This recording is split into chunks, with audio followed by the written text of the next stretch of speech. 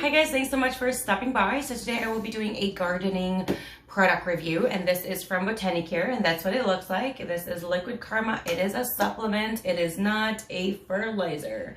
It says supplement NPK 0.1-0.1-0.5. And I hope you enjoy my video or the rest of my video. You're going to hit the like, subscribe, and of course the bell so you're notified every single time I do upload a new video. All my social media accounts are in the description section, so do check that out, and I hope you want to connect through there as well. I've emptied this and I've actually repurchased. And my repurchase, because this is a quart or 32 fluid ounces, my repurchase was in a gallon format because I go through this kind of quick. And I don't really worry about it expiring before I go through it. I go through it that fast. I do have a lot of plants. This is not all of them.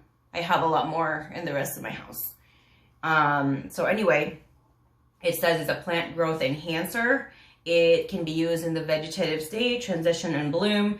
So there's directions on the dose right here in the back for seedlings and clones. Okay, seedlings would be when it starts to sprout and you see something popping up from the seed. That's what a seedling would be. Clone would be something like a clipping. So if you have a plant and you clipped it when it has 0 roots, but it already has like a leaf or a node, or it's called a chunk, this can be used.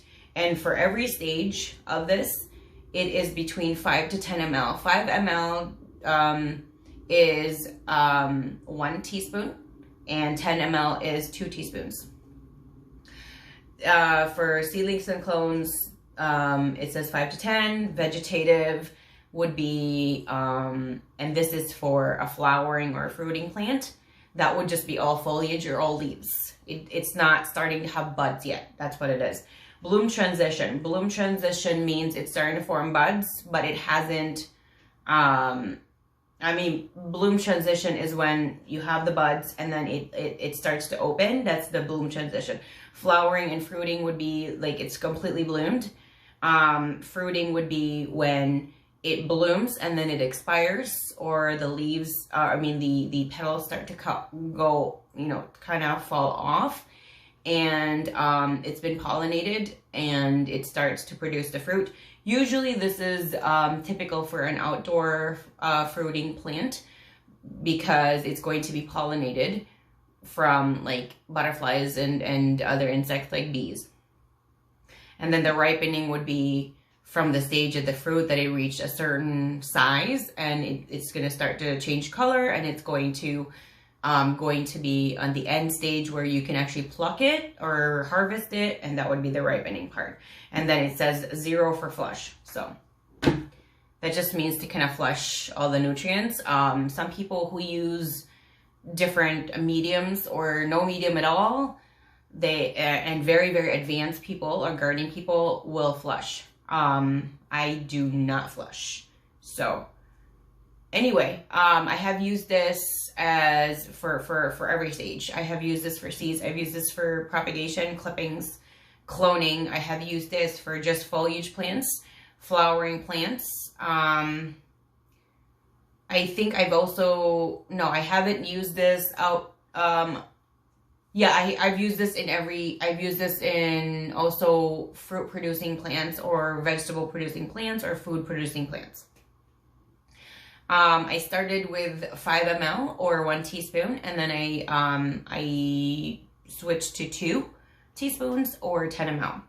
And the reason that I did that, I experimented and tried to see if there's a difference, and there is a really big difference. I would suggest though, maybe just try the 1 teaspoon or 5 ml first, maybe for your first watering or first to second watering. And then if your plants are doing okay with it, and if you want to see if it does actually better with doubling it, then you should do that.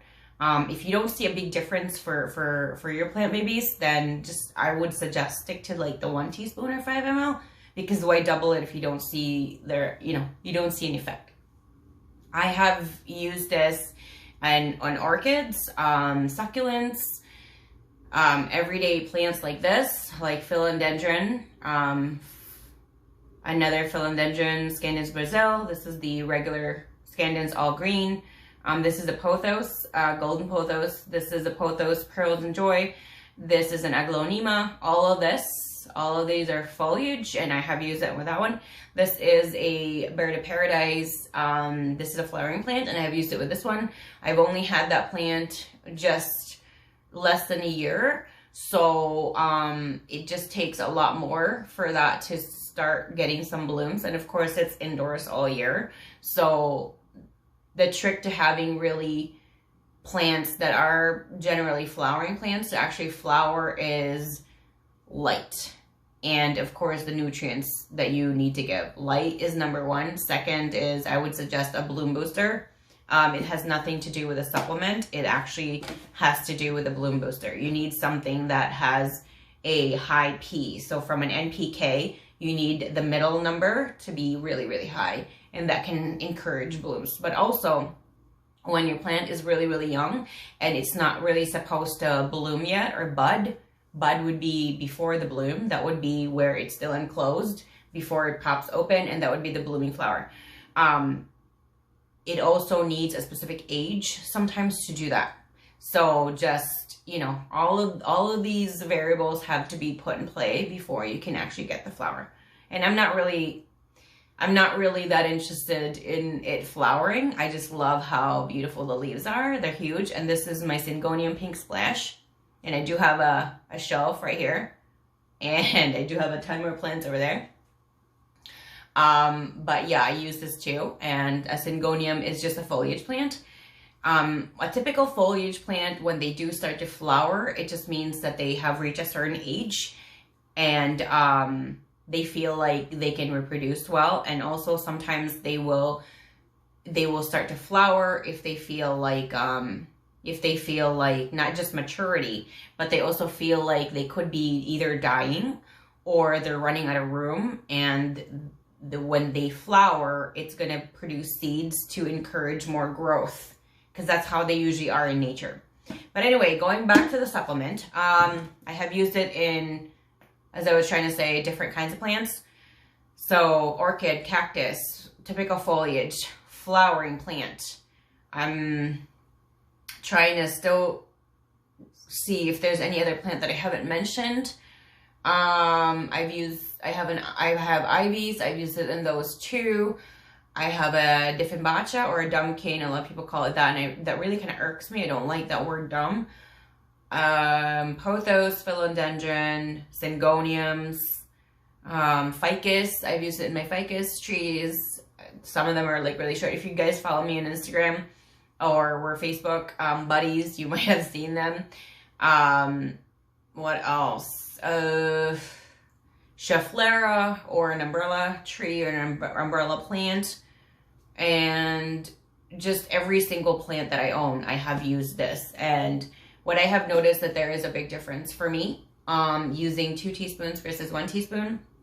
I've also used this on my outdoor plants, and I can tell when, because I was experimenting, I can tell there's a difference when I'm not using this to water them versus when I am watering them.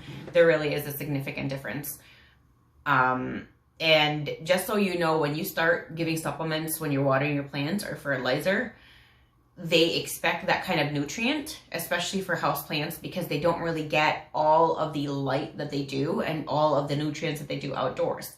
So when you are fertilizing them or giving them supplements and then you stop, you will have leaves dropping. And if it's a flowering plant, you will have these expiring. So if you want these to continue, do not stop fertilizing and supplementing them, because they're expecting that. And if they're not getting that, they're going to reserve their energy to make sure that the plant will thrive. So that's why they drop leaves in certain parts of their system. This is, I believe this is a mix of kelp or seaweed extract, seabird guano, fish meal, and potassium carbonate. So this is what the mix is. And it comes in really dark, like opaque, kind of close to black, like dark brown black.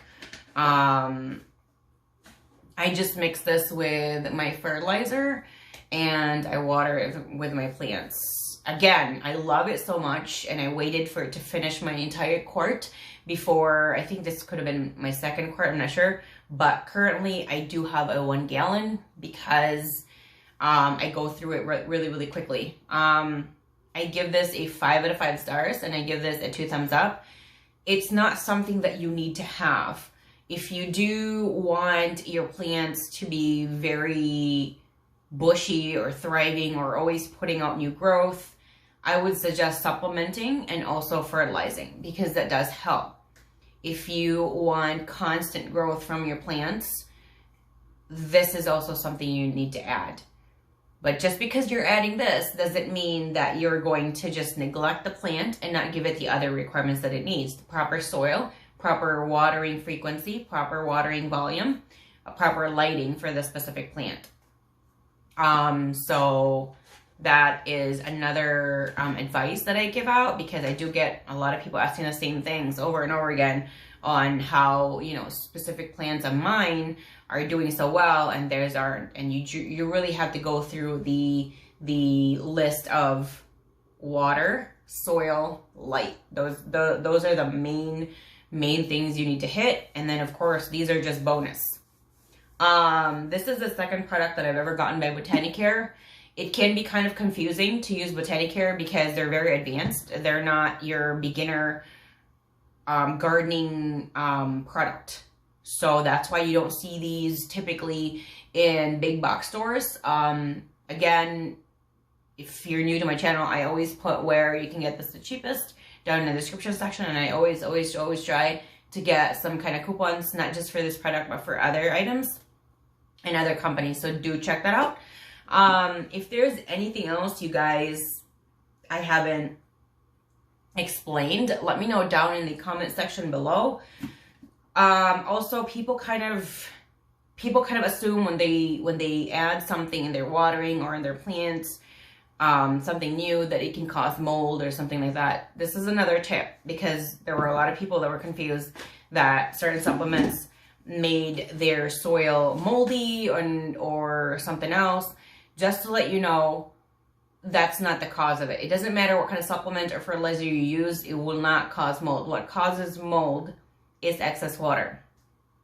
So when you start to get like white fuzz on the top or mold, you can either do one or two things for that to treat that area. You can either scrape it off and add more soil, which that's what I used to do many years ago.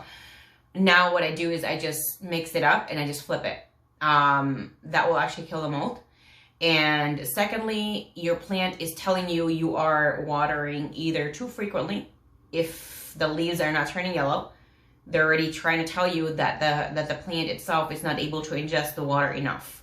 It could be a light deficiency. It could be something that, because without light, the plant cannot ingest the water. Or the volume of the water provided was a little too much. So usually what I would say is lower the volume first. And if you're watering, let's just say every 7 to 10 days, or let's just say the number is actually 7 days, and it's still doing that, and you've already lowered the volume, lower it a little bit more again. And if it's still doing that, it could be frequency. So lower the volume and frequency. It's always better to underwater than to overwater, because overwatering can not only cause yellowing leaves, but it can cause root rot and other issues in regards to that. I'm not saying purposely underwater your plant. I'm just saying between the both, underwatering is a little bit better. So there were people that were asking me about Super Thrive and what I have replaced with it. This is one of the supplements that I have replaced Super Thrive with, and that is why I do not use Super Thrive anymore, because I have found this, and this is kelp. I started using this after using liquid seaweed by Blue Planet Nutrients, because this has a mixture of seaweed, seabird, guano, fish meal, and potassium carbonate. The other one was just really seaweed. So I didn't want to have like 2 different kinds of bottles of seaweed. I wanted to have one one supplement to just add that has the seaweed, and this one had like other stuff. So I picked this one. And I did also like to repurchase, and I did also notice there's a much more significant difference with using liquid karma versus using liquid seaweed. I will try to do a comparison of that and with Super Thrive as well in a different video. So do check that out when I do have that. Anything else, you guys, let me know down in the comment section. I love hearing from you guys all the time, and I hope you just have a wonderful, glorious, fun, beautiful day. Thank you so much, guys, for stopping by, and of course the supporting words and everybody's support. You guys are beautiful people. I'll see you guys again next time.